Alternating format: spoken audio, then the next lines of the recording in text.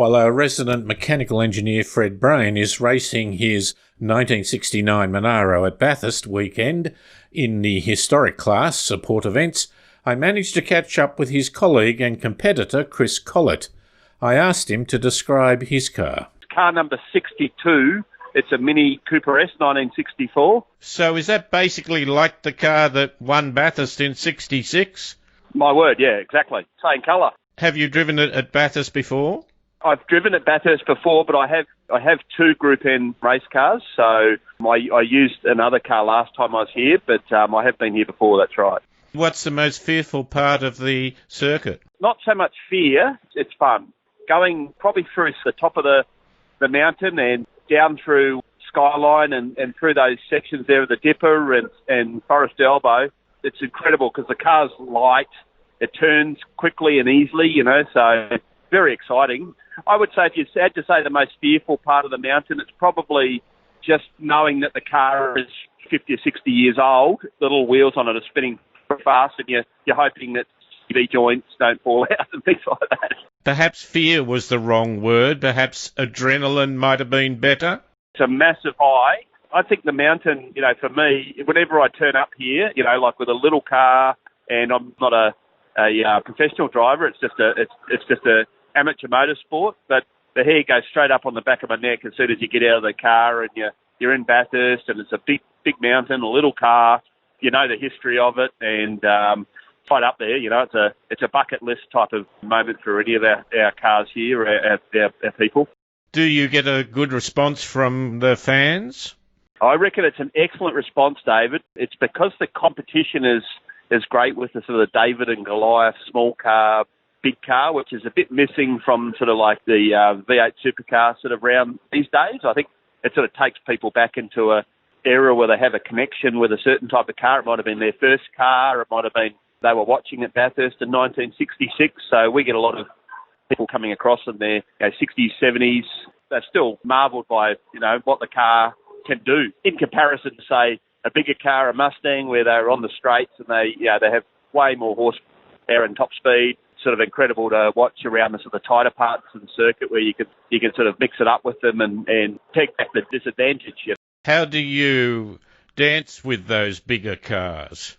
What I've found is in a lot of the circuits around Australia, probably not so much Bathurst, but a lot of the circuits around Australia, there's always a mixture of sectors there where it sort of bridges the gap between sort of horsepower cars and sort of cars which have sort of pretty good road handling. The lap times that we record are sort of between 2 minutes 49 to around about 3 minutes. Most of the minis are sort of pretty competitive around about that sort of an area.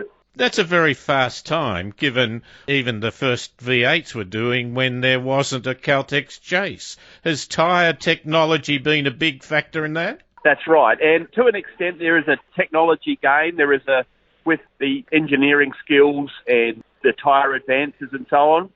If you compare, say, the leading lap time of the minis in 1966, which were more a combination of a road-type race car, as opposed to our cars, which are a historic touring car with a few more improvements there.